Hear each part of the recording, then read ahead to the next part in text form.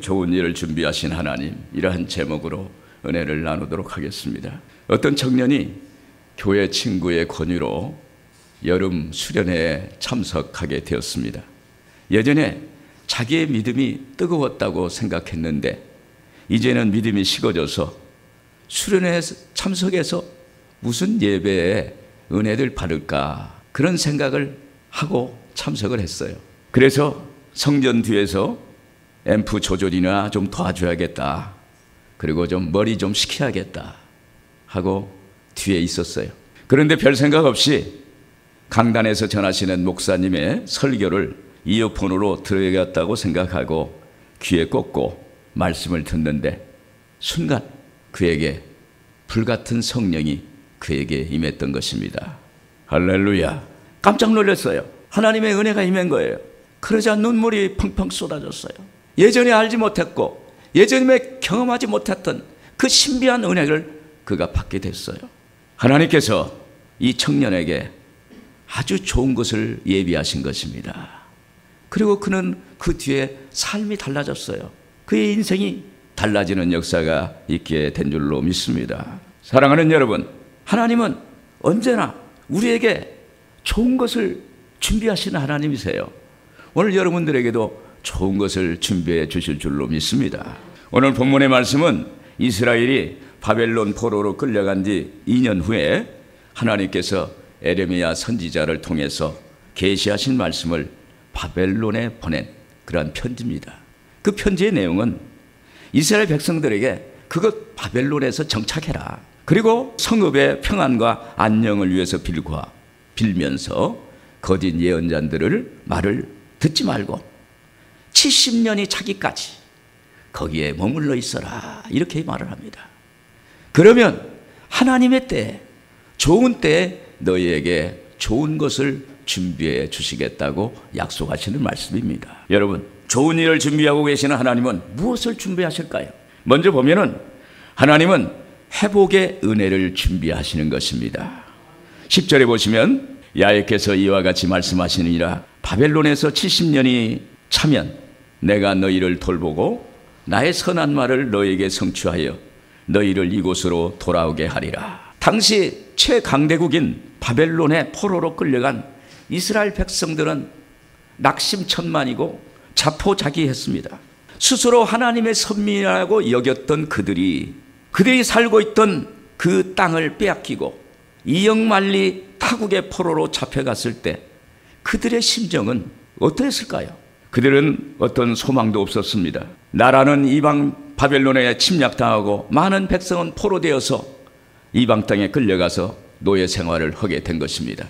이곳은 이스라엘 땅과 먼 곳으로 물설고 낯선 곳입니다. 문화와 간습이 다릅니다. 언어와 습관도 다르고 그리고 날씨와 기후도 다른 거예요. 그래서 그들은 이 타국 땅에서 노예로 어떻게 살아야 할 것인지 막막했어요. 거기에다가 포로로 잡혀간 사람 등 일부는 조속한 시일 내에 하나님께서 자신들을 포로로 있다가 귀환하게 할 것이라는 거짓 선지자들의 이야기를 듣고 다른 나라에서 온 사람들과 같이 더불어서 반란을 일으켰어요. 문제를 일으킨 거예요.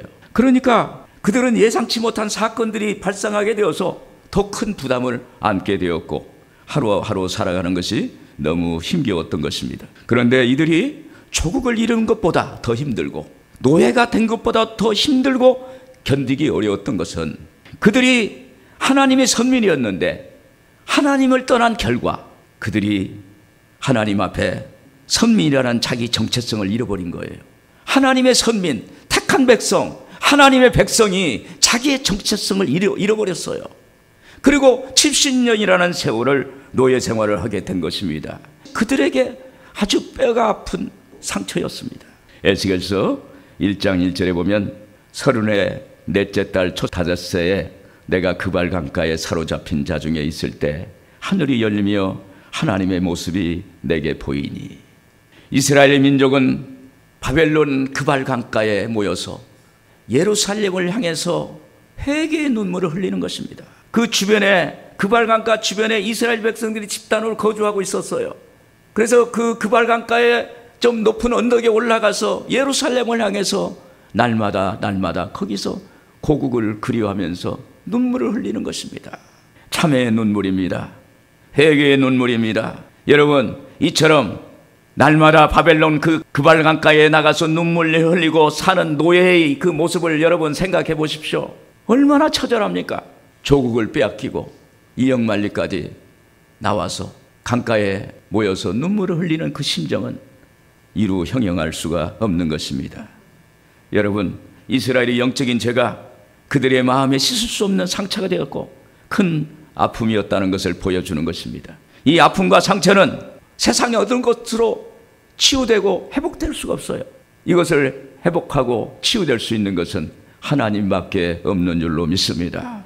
이런 상황에서 고국에 있는 예레미야 선지자가 하나님의 계시를 받아서 바벨론의 포로가 된 이스라엘 백성들에게 편지를 보낸 것입니다. 그 내용의 요점은 이스라엘의 포로 기간 70년이 차면 고국으로 돌아올 것이다. 그리고 그 포로 생활로 피폐된 그들을 하나님의 백성으로 다시 세워줄 것이다. 할렐루야.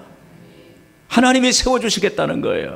하나님이 돌아오게 하겠다는 거예요. 여러분, 우리가 일제 36년을 살았을 때 우리의 성씨를 빼앗기고 우리의 문화를 빼앗기고 우리의 언어도 빼앗기고 많은 걸 다 빼앗겼어요. 36년이라는 세월에도.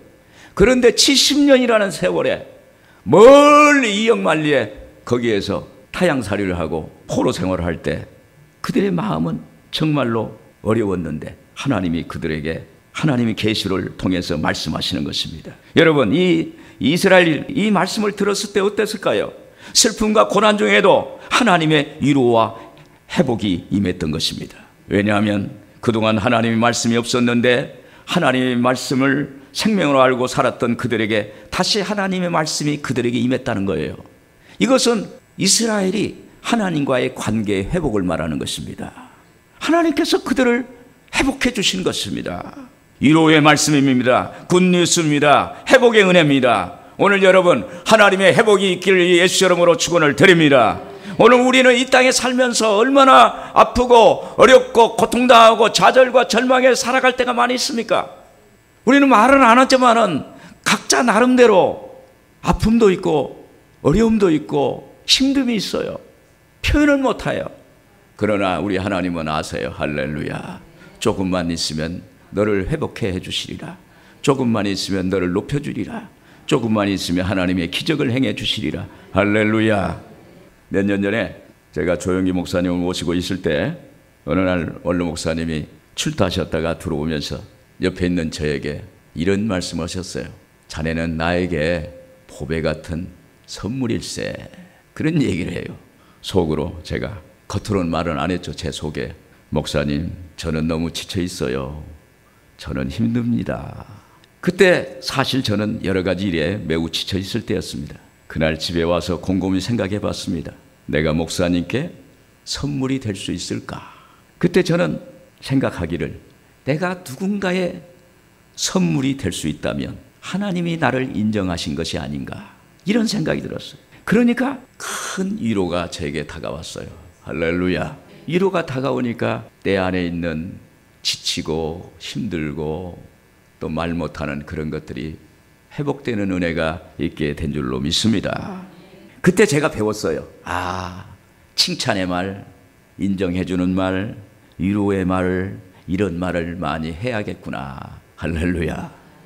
오늘 여러분, 우리가 신앙생활하면서 상대방을 이렇게 비방하거나 대립하거나 그런 것보다는 인정해주고 칭찬해주고 아껴주고 배려해줄 때, 그때 하나님의 위로가 임하고 회복의 은혜가 있게 될 줄로 믿습니다. 여러분, 하나님께서 우리에게 위로와 인정의 말씀을 주실 때 영적 회복이 일어나요. 주님이 주시는 용서와 칭찬은 우리 영혼에 한없는 회복의 은혜가 임하는 것입니다. 하나님이 어느 날 다윗을 보고 그랬어요. 내가 다윗을 만나니 내 마음이 기쁘고 기쁘다. 내가 저를 통해서 내 뜻을 행하리라. 그 말씀을 하셨어요.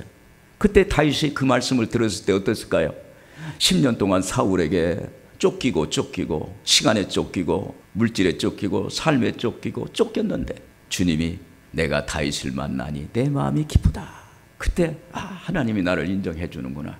10년 동안, 20년, 30년 동안 고생했던 것, 그 순간에 다 위로가 되어서 회복된 줄로 믿습니다.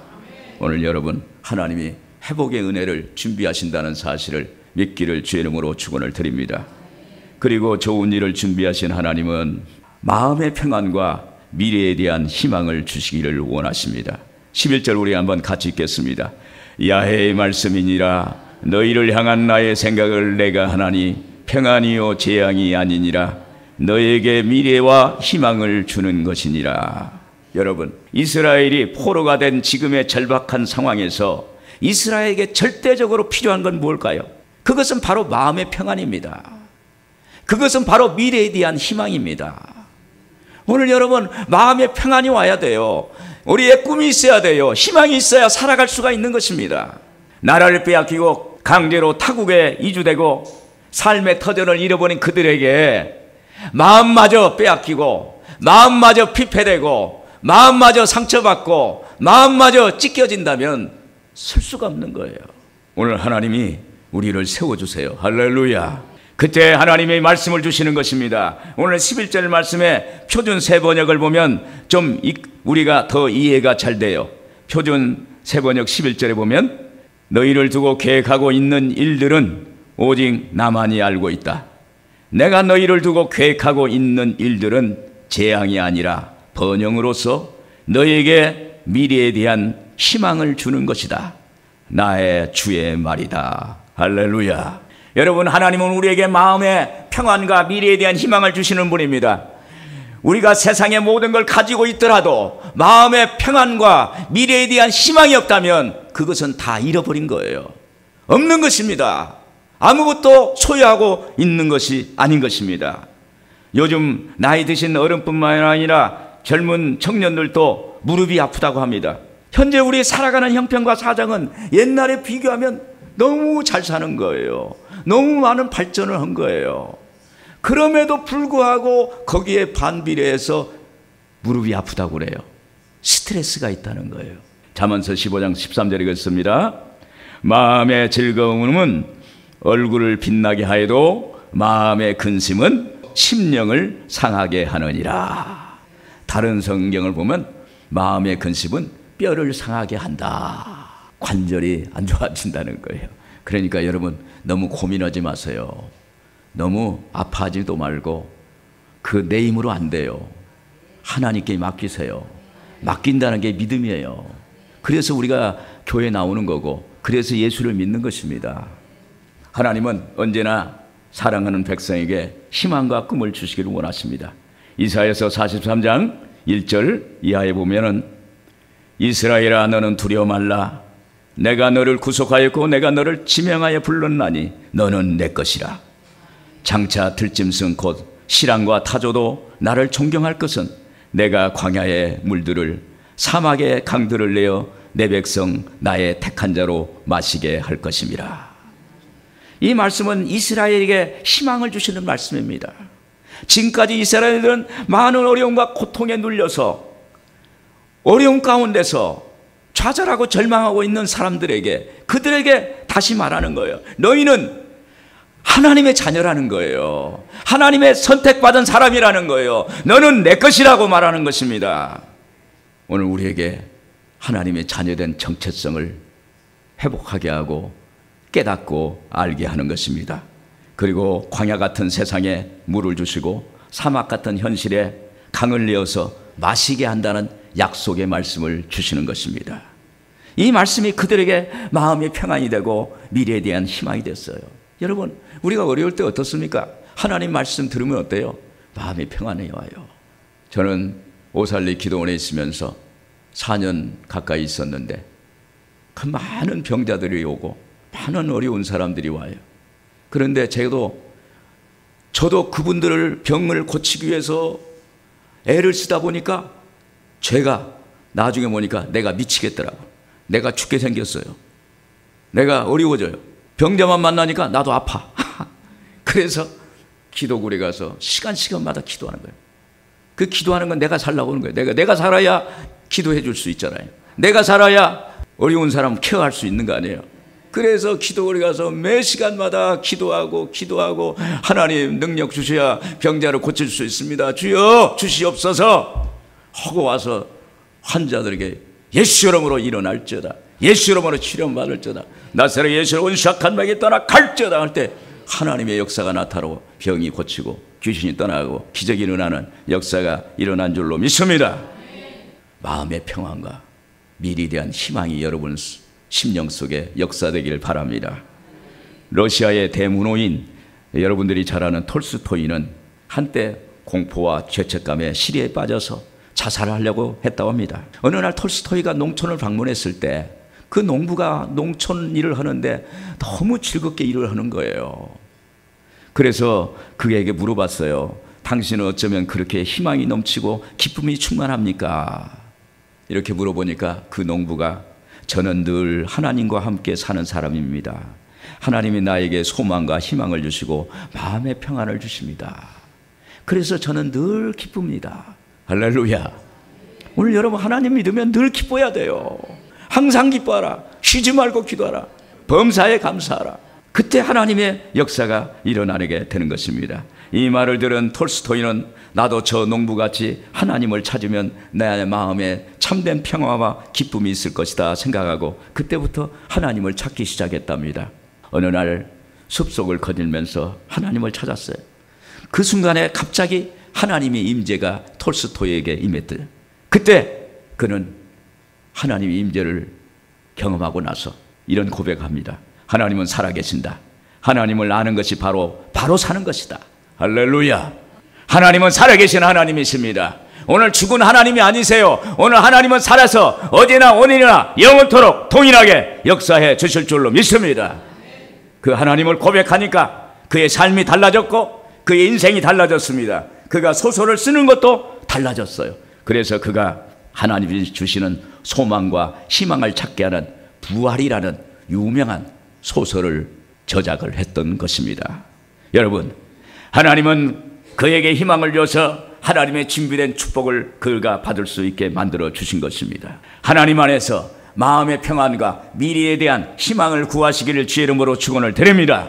그러면 하나님이 여러분의 마음을 붙잡아 주세요. 성령이 여러분의 마음을 붙잡아 주시면요, 아주 반석같이 단단한 마음이 될 줄로 믿습니다. 끝으로 하나님은 믿고 기도하는 자에게 만나 주십니다. 12절 13절 우리 한번 같이 읽겠습니다. 너희가 내게 부르짖으며 내게 와서 기도하면 내가 너희들의 기도를 들을 것이요 너희가 온 마음으로 나를 구하면 나를 찾을 것이요 나를 만나리라. 여러분, 하나님은 언제나 자신을 믿고 의지하는 자에게 하나님은 좋은 것을 예비하시고 좋은 것을 주시는 것입니다. 오늘 하나님을 우리가 끝까지 오늘도 내일도 모레도 매일매일 하나님께 가까이 가는 거예요. 하나님 저 왔어요. 하나님 저 왔어요. 하나님 저 왔어요. 저 만나주세요. 저 만나주세요. 그때 하나님은 만나주실 줄로 믿습니다.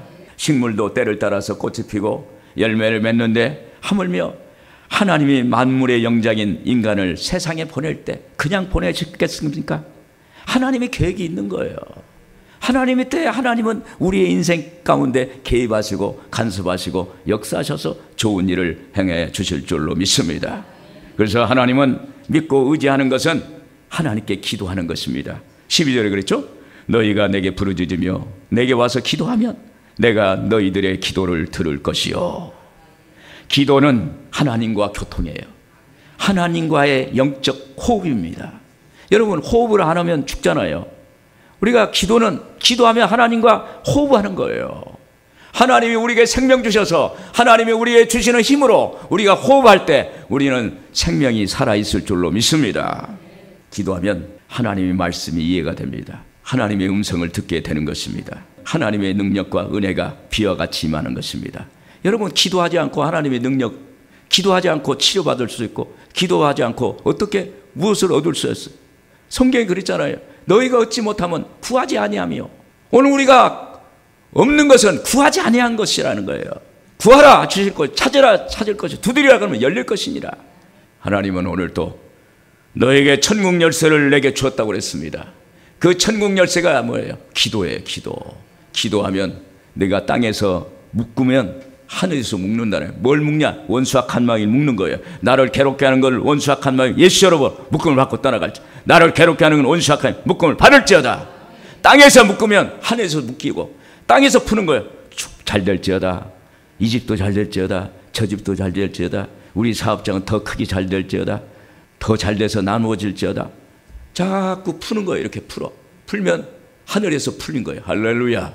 그래서 하나님께 이렇게 기도하면 하나님의 역사가 나타납니다. 소설 빙점의 작가로 알려진 일본의 미우라 아야코라는 작가가 있습니다. 그분이 아프지 않으면 드리지 못할 기도가 있다라는 시를 썼어요. 제가 한번 읽어드리겠습니다. 아프지 않으면 드리지 못할 기도가 있다. 아프지 않으면 믿지 못할 기적이 있다. 아프지 않으면 접근하지 못할 성소가 있다. 하나님 계신 곳을 말합니다. 아프지 않으면 우러러 뵙지 못할 성안이 있다. 하나님의 얼굴입니다. 아프지 않으면 나는 인간일 수조차 없다. 할렐루야. 사랑하는 여러분, 아파보지 않는 사람은 아픈 사람의 고통을 이해할 수가 없어요.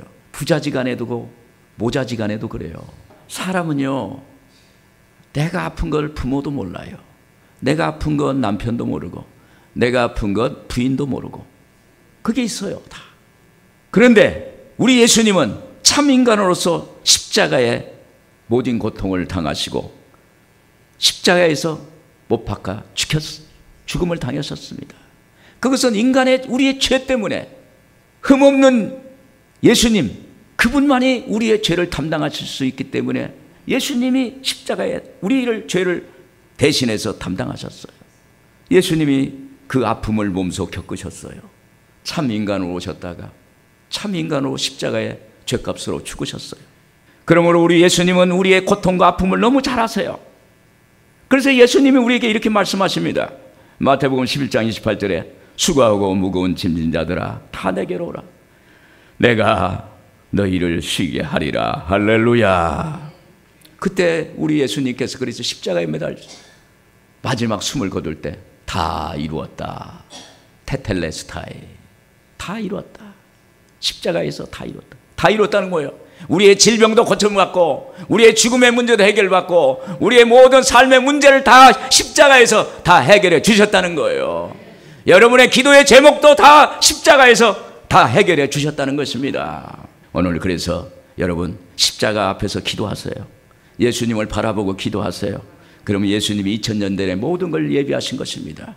여러분의 질병도, 여러분들의 삶의 문제도, 물질 문제도, 장막 문제도, 생활 문제도, 자녀 문제도, 결혼 문제도, 모든 문제들 다 해결해 주신 줄로 믿습니다. 하나님께 예배드리고 기도하는 것입니다. 13절 보시면 너희가 온 마음으로 나를 구하면 나를 찾을 것이요 나를 만나리라. 공동성경에 보면 마침내 너희는 일편단심으로 나를 찾게 되리라. 그렇게 나를 찾으면 내가 만나 주리라. 할렐루야. 이스라엘 백성이 포로로 바벨론에 와서 보니까 이방 땅, 낯선 곳, 물선 곳입니다. 그러나 하나님의 선택받은 백성들이 거기서 보니까 예배드릴 장소가 없는 거예요. 여러분, 이스라엘 백성들이 예배드리는 백성들인데 예배 드릴 수 있는 공간이 없고 그런 자리가 없고 그러한 여건이 없다는 것이 얼마나 마음이 답답하겠습니까? 얼마나 마음이 서글프겠습니까?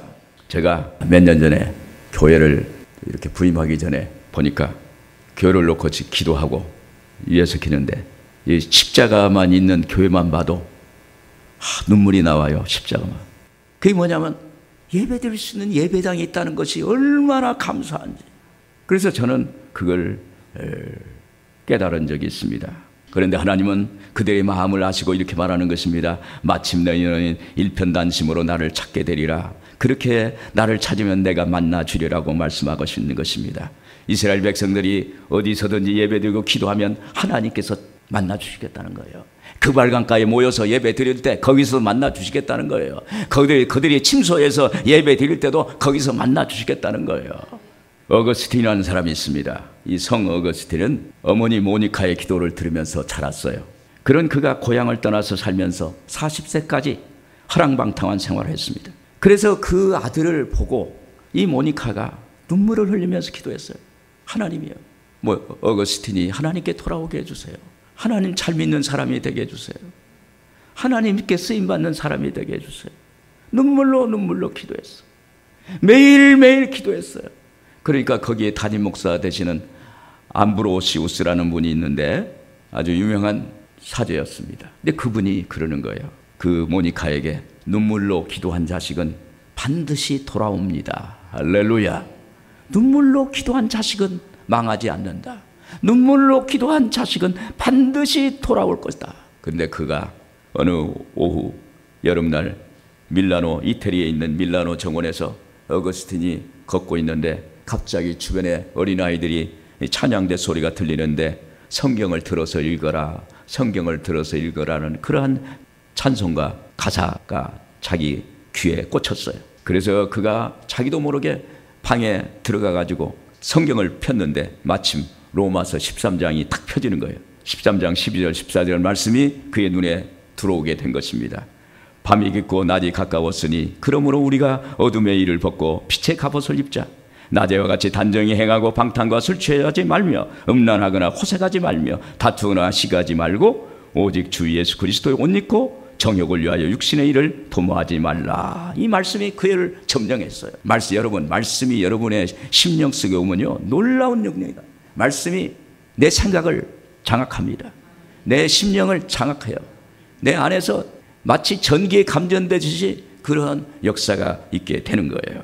그래서 그 어머니의 기도가, 밤낮 없는 눈물의 기도가 하늘에 상달되어서 그 아들이 하나님께 돌아온 줄로 믿습니다. 그리고 그는 위대한 신학자가 되었고 영적 지도자가 되었던 것입니다. 사랑하는 여러분, 우리가 살다 보면 때로는 우리의 생활이 답답할 때가 있습니다. 그러나 하나님은요 우리를 향한 설계도를 다 갖고 계세요. 그래서 우리는 끊임없이 하나님 앞에 다가가야 돼요. 다가가면 하나님께서 예비한 준비된 그 축복을 받아 누릴 수 있는 거예요.